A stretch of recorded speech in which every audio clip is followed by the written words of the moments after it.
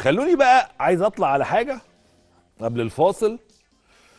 حسين الشحات انا بقول لكم اهو يقترب من التوقيع، يعني يمكن خلال 48 ساعه، يعني ممكن بكره بعد ماتش حرس الحدود والجمعه السبت خلاص، وتمديد العقد بتاعه تجديد، لان ده مش تمديد ده تجديد، لان عقدي بينتهي. وتدخل بص بقى في حسين الشحات، طبعا المغريات كتير، وعايز اقول لك على حاجه، قد حسين الشحات 300 مره. وريني يا ابني رونالدو، كريستيانو رونالدو قال ايه سنه 2017، وبنزيما قال ايه سنه 2022، السنه اللي فاتت دي. طلع كده وريني السنه اللي فاتت دي، يعني كريستيانو قال ايه وقتها، وبنزيما قال ايه السنه دي. بص كريستيانو قال لك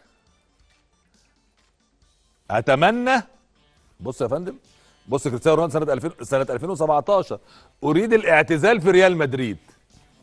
واللي بيقول ده كريستيانو، خد بالكم كريستيانو ايه بقى، مش حسين الشحات يعني حسين الشحات مهما ربنا كرمه ومهما خد الراجل، يعني ابن مدينة السلام الطيب ال الشعبي زي حالاتنا، واللي يعني مندمج جوه الناس. وانا بيعجبني في حسين على فكرة انه لغاية النهاردة ربنا كرمه بشهرة وبفلوس، لكن هو بيعيش حياته وهو مندمج وسط اهله وناسه وفي في مدينة السلام. وعمره في حياته ما اتكلم غير في دي، ان هو من السلام وقاعد في السلام واهله واولاده وكل حاجه. ده كريستيانو بقى، مش حسين الشحات. كريستيانو خد بالك اللي بياخد فلوس قد كده من الريال، واللي كل اعلان بيعمله اللي شعره ولا الرجليه ولا الظهر بياخد فلوس قد كده، واللي عنده سلسله فنادق CR7 رهيبه جدا. وتوروني كده يا جماعه، فاكرين المطار بتاع كريستيانو بتاع الطياره اللي انا كنت عايز اذيعه ونسيت من كام يوم؟ تعرفوا تجيبوه بسرعه كده؟ كريستيانو رونالدو مش عنده طياره خاصه، طيارات خاصه، ده كريستيانو عنده مطار خاص، يعني مطار عمله ما بينزلش فيه ولا يطلع منه غير طيارته او الطيارات بتاعته اهو. دي طياره كان عندها مشكله وهي طايره، ولا ظروف طقس او حاجه فمش عارفه تنزل فين، فاضطرت تنزل في مطار كريستيانو رونالدو. اه والله اهي دي الطياره بتاعتي انا دي بقى. الطيار بتاعي كلمني قال لي انا مش عارف انزل فين، قلت له هكلم لك كريستيانو، فكلمت له كريستيانو ونزل في المطار بتاع كريستيانو، على اعتبار ان احنا يعني ايه، هو بتاع كوره وانا راجل بقدم برامج كوره. ده مطار كريستيانو رونالدو، يعني حته الارض دي كلها باللي حواليها في البرتغال بالمنطقه دي كلها بتاعته، وعمل فيها المطار ده عشان دي طياره خد بالك مش بتاعت كريستيانو. كريستيانو ما بياخدش الطيارات اي كلام دي، ده كريستيانو عنده طيارات اغلى من كده بكتير.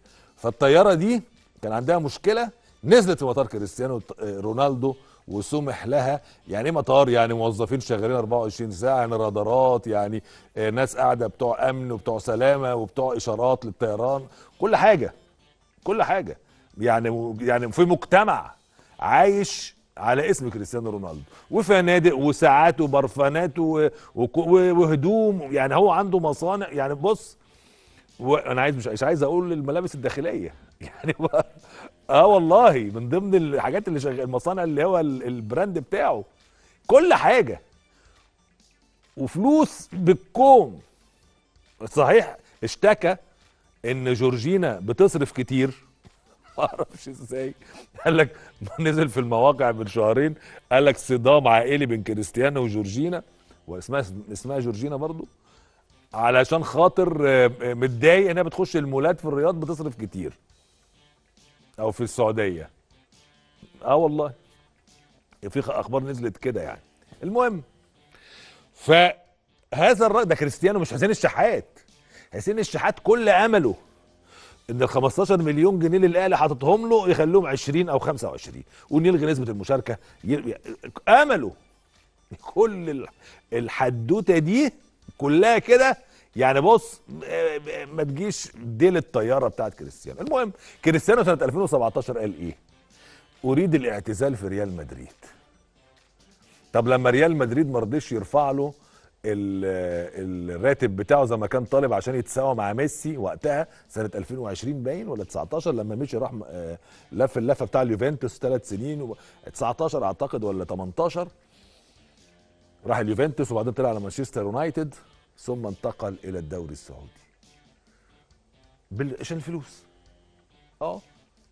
يعني اغراءات لاغنى لعيب في العالم.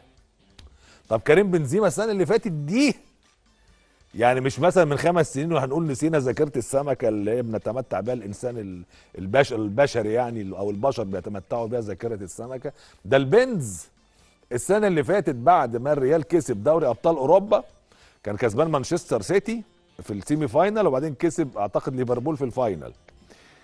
طلع قال اريد الاعتذار في ريال مدريد. عملوا له بقى تماثيل وحواديت واسطوره الريال بعد رحيل كريستيانو وبلا بلا بلا بلا. طلع خدته الجلاله قال التصريح. طب السنه دي عمل ايه مع عقده خلص؟ يا باشا 100 مليون يورو في السنه في اتحاد جده طار. عشان كده لازم يحصل تقدير للتشويش اللي فيه حسين الشحات. احنا لازم نقدر ده. فعشان كده الاهلي استخدم بقى كل الاسلحه بتاعته. امبارح بقى قاعده مع مارسيل كولر. تعالى يا حسين انا عايزك.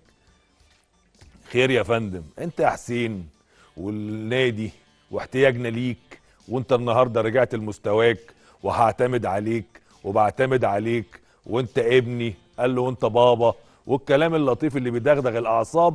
وهتكلم مع النادي برضو مع الاداره تحاول تظبط لك الدنيا ولو ليك طلبات لكن بما لا يخل بالنظام تقدر تتعوض في حاجات تانية. نزود لك شوية الإعلانات نرفع لك شوية من كذا نعمل لك. الواد خرج من عند كولر دايخ. اصطادوا مين؟ الكابتن سيد عبد الحفيظ. يا حسين ليه كده يا حسين؟ والحكاية والأهلي والمجد وأفريقيا والتاريخ والمكانة والعظمة والجمهور. وحسين أساسا مشجع درجة ثالثة في الأهلي. ما انت لما تيجي تحسب برضه حسين الشحات لما كان بيلعب في العين الامارات وبياخد فلوس قد كده فيسيب كل ده ويسيب ليه مستحقات في العين يتنازل عنها عشان العين يوافق. ما كانش عايز يسيبه. ده حسين لعب. ده حسين ده لعب مع العين فاينل ده كاس العالم للانديه قدام الريال ورقص راموس ترقيصه عظمه وقتها يعني والاهلي بيجيبه وساب كل ده وجه الاهلي فئه تانيه عشان الفرق فلوس المرتب اللي كان المفروض ياخده الاهلي يدفع بقيه الفلوس المقرره للعين لان العين باع بيعه غناوه. الاهلي عايزه والعين مش عايز يبيع فباع ب 4 5 مليون دولار وقتها. فده يقدر ليه. فحسين دايخ ووافق وانا بقول لكم اهو بدا يحصل شويه اتفاقات وبس في النهايه لن يتنازل الاهلي في الاتفاق. ممكن يحط له افكار جديده لكن لن يتنازل عن فكره نسبه المشاركه او اي حاجه خاصه بالسيستم اللي الاهلي عامله للعيبه بتاعته خلال الفتره الجايه.